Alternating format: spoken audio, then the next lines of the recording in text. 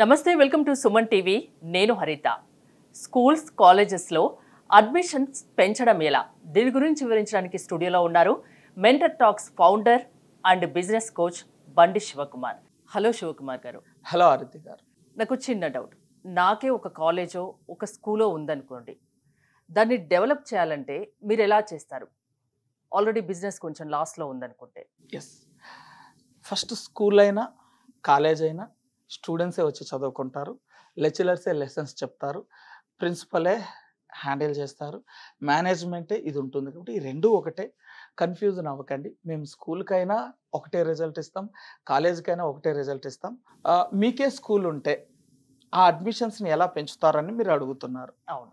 First of all మేము ముందుగానే చెప్పాం, గ్రోత్ రావాలంటే ప్రాబ్లమ్స్ని ఐడెంటిఫై చేయాలా. చాలామంది ఫౌండర్స్ అండ్ మేనేజింగ్ చేసేవాళ్ళు ఆర్ ప్రిన్సిపల్ వీళ్ళు థింక్ చేస్తున్న ఆలోచన ఏంటంటే, పక్కన కాంపిటేటర్ స్కూల్స్తో పోల్చుకుంటే నా స్కూల్ గ్రో అవ్వట్లేదు అంటే దీని అర్థం నేను ఏదో మిస్టేక్ చేస్తున్నా.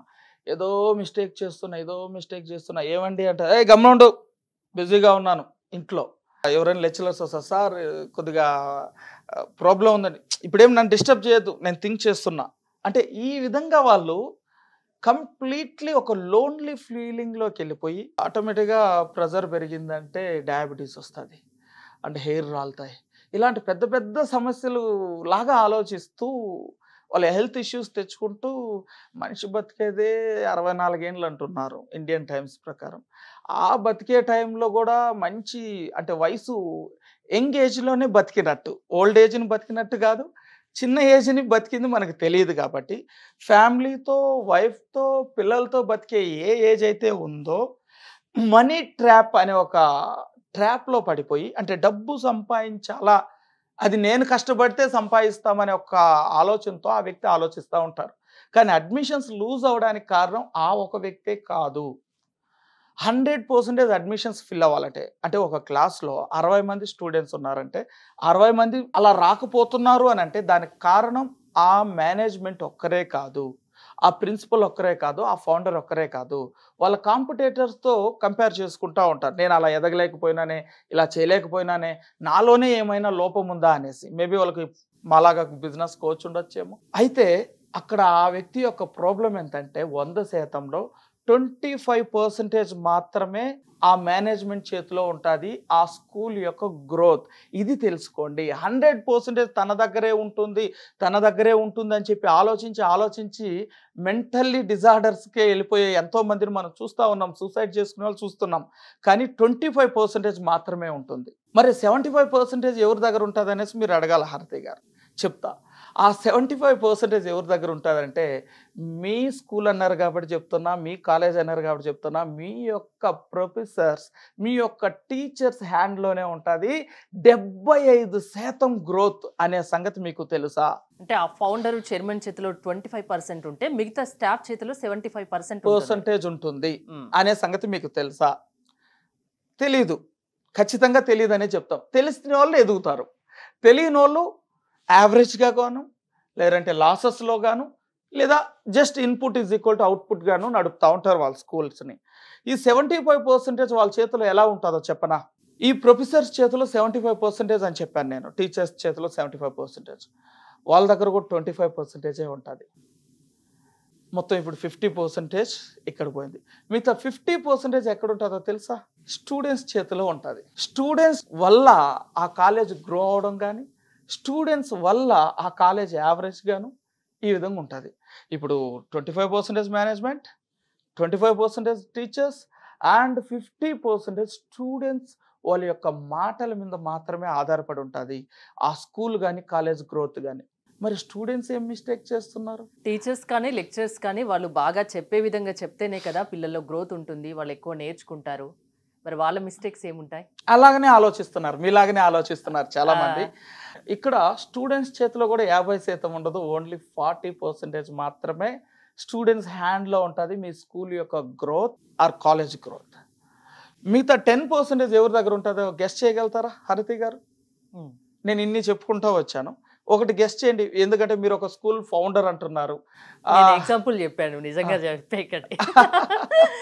ఎస్, మీరు ఎగ్జాంపుల్గా చెప్పినా నిజంగా చెప్పిన ఆ 10% కనిపెట్టడం కూడా సూక్ష్మంలో మోక్షమే.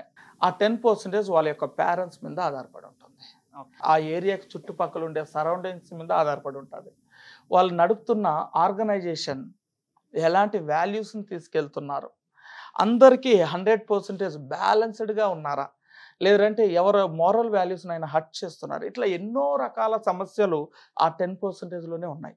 వేరొకరు వాల్యూస్ అంటే వేరొకరు మతం అవ్వచ్చు, వేరొకరు కులం అవ్వచ్చు, దానికి విలువలు ఇస్తున్నారా లేదా, అక్కడ ఏమన్నా అన్బ్యాలెన్స్ అవుతుందా, ఇలా ఎన్నో రకాల అంటే ఆ లోకల్ వాల్యూస్ని బేస్ చేసుకొని కూడా ఆ 10% గ్రోత్ అనేది ఆధారపడి ఉంటుంది. ఒక స్కూల్ కానీ కాలేజ్ కానీ సక్సెస్ అయింది అంటే దానికి కారణం చెప్పండి. ఫెయిల్యూర్స్కి చాలా చెప్పారు, ఇన్ని ఉంటాయి, 50%, 75%, 25% ఇవన్నీ చెప్పారు. సక్సెస్ వెనుక కారణం ఏం చెప్తారు? సక్సెస్ అవడానికి కారణం ఏంటంటే మేనేజ్మెంట్ అండ్ ప్రిన్సిపల్ ఆ 25% ఏదైతే ఉందో అది చేంజ్ అవ్వాలి. ఐ నో యాటిట్యూడ్లో నుంచి దీన్ని నెక్స్ట్ లెవెల్లో తీసుకెళ్ళడానికి నాకు ఎవరు అయితే కరెక్టు అని ఆలోచించినప్పుడు మాలాంటి బిజినెస్ కోచ్లు కానీ, లేదంటే మీకు పెయిర్ పార్ట్నర్షిప్ అంటే ఎవరైనా మీకు ఒక మెంటర్ కావచ్చు, వాట్ ఎవర్ ఇట్ మేబీ మెంటరే కావాలా, మీకు తెలిసిన మెంటర్లో కానీ మీరు ఖచ్చితంగా మీ ఫెయిల్యూర్ ఎందుకు అని చెప్పి కూర్చున్నట్లయితే దాన్ని 1-on-1 కౌన్సిలింగ్స్ అంటారు. ఫస్ట్ మీరు 1-on-1 కౌన్సిలింగ్ తీసుకోవాలి, మీ ఆర్గనైజేషన్ని ఎలా డెవలప్ చేయాలనేసి. ఆ 1-on-1 కౌన్సిలింగ్స్లో మేము కూడా మాతో కూడా మీరు 1-on-1 కూర్చోవచ్చు. ఈ 1-on-1లో మీరు కానీ ఓకే మేము ఇచ్చే ఐడియాలజీ అంతా కరెక్టే, ఇలాంటి మిస్టేక్స్ ఐడెంటిఫై చేశారు అని చెప్పి మీరు ఓకే అనుకుంటే నెక్స్ట్ అక్కడి నుంచి ట్యూనింగ్ అనేది స్టార్ట్ అవుతుంది మీ స్కూల్ యొక్క గ్రోత్కి. ఫస్ట్ మీరు మమ్మల్ని కరెక్ట్ అని చెప్పి మీరు బిలీవ్ చేయాలి కాబట్టి. సెకండ్, ఎక్కడి నుంచి దాన్ని డెవలప్ చేస్తాం అని మీరు అడిగినట్లయితే ఖచ్చితంగా ప్రొఫెసర్స్ అండ్ టీచర్స్ దగ్గరకు వస్తాం. ఇక్కడ జీతం కోసం వచ్చే వాళ్ళు, జీతంతో జీవితాన్ని సాగించడానికి వచ్చిన వాళ్ళు టీచర్స్ గాను. ఒకప్పుడు మీకు నలంద యూనివర్సిటీలో పెద్ద పెద్ద యూనివర్సిటీస్ ఉన్నాయి, ప్రపంచం మొత్తం భారతదేశానికి వచ్చేవాళ్ళు. బట్ ఈరోజు భారతదేశము అవుట్ ఆఫ్ కంట్రీస్కి వెళ్తున్నాయి.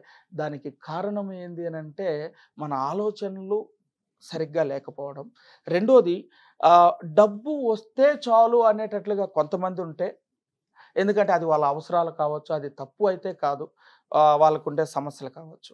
ఇక్కడ లెక్చరర్స్ మీద ఫోకస్ చేయాల్సి ఉంది. They are the bridge for the students and management. ఈ లెక్చరర్స్కి ఎప్పుడైతే మేనేజ్మెంట్కి ఏదైనా ఒక సమస్యను వస్తారో వాళ్ళకి చిన్నగా చెప్పచ్చు, అరిచి కూడా చెప్పచ్చు. అరిచి చెప్తే బాసిజం, అర్థమయ్యేటట్లు చెప్తే లీడర్షిప్ అంటారు. ఇక్కడ మీరు లీడర్షిప్ను కానీ చూపించినట్లయితే ఆ స్కూల్లో ఉండే ఎవరైతే ప్రొఫెసర్స్ కానీ టీచర్స్ కానీ ఉంటారో వాళ్ళకి అర్థమయ్యేటట్లు చెప్పడం ఒకటి. రెండు, వాళ్ళకు ఉండే స్కిల్స్తోనే మీరు మీ స్కూల్ని నడపాలనుకుంటే చాలా చాలా చాలా పెద్ద మిస్టేక్ అవుతుంది.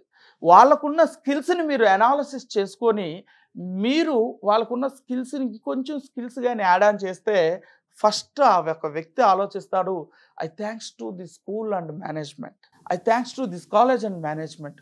నాకున్న స్కిల్స్కి ది బెస్ట్ స్కిల్స్ నాకు నేర్పిస్తున్నారు త్రూ ద ట్రైనర్స్ ద్వారా అని చెప్పి వాళ్ళ కమ్యూనికేషన్ స్కిల్స్ డెవలప్ చేయొచ్చు, మనం వాళ్ళకు డెలివరీ స్కిల్స్ డెవలప్ చేయొచ్చు, టీచర్స్కి వాళ్ళ లీడర్షిప్ స్కిల్స్ డెవలప్ చేయొచ్చు.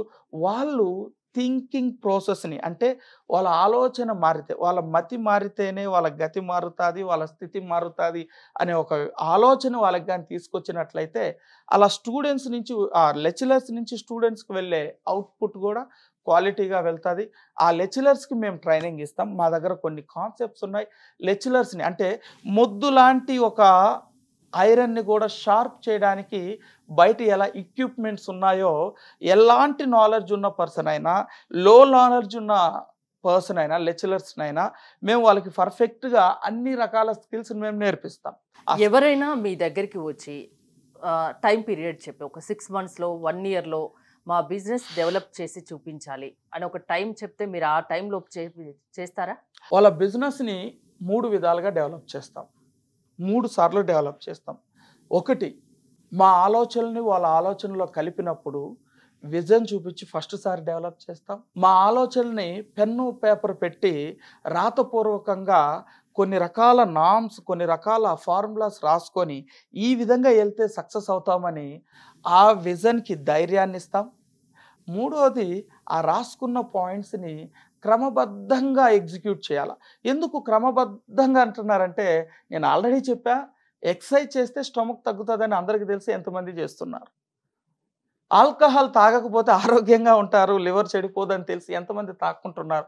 ఇక బాక్స్ మీద ఉన్నా కానీ చేస్తున్నారు. మేము రాసిన ఈ ఫార్ములాస్ ఏవైతే ఉన్నాయో మేమే దగ్గరుండి ఎగ్జిక్యూట్ చేపిస్తాం. మేము 1 year mentorship, 2 years mentorship, 3 years mentorship, అట్లా మేము ఎంత కాలమైనా మేము మెంటర్షిప్ ఇస్తాం. ఆ ఇచ్చే ప్రాసెస్లో ఏదైతే మేము చెప్పామో అది కార్యరూపానికి దాల్చి రిజల్ట్ తీసుకొస్తాం.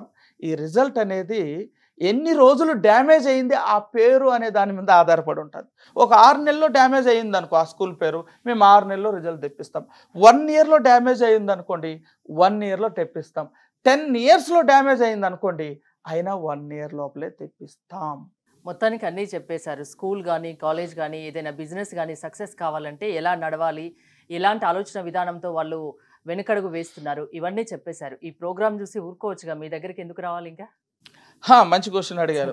నేను చెప్పినోటి అన్ని ఎక్కడెక్కడ ఎంత పర్సంటేజ్ లాస్ అవుతున్నారు అనేసి చెప్పినోటి ఏంటంటే, ఒకటి సహాయం అనుకోండి.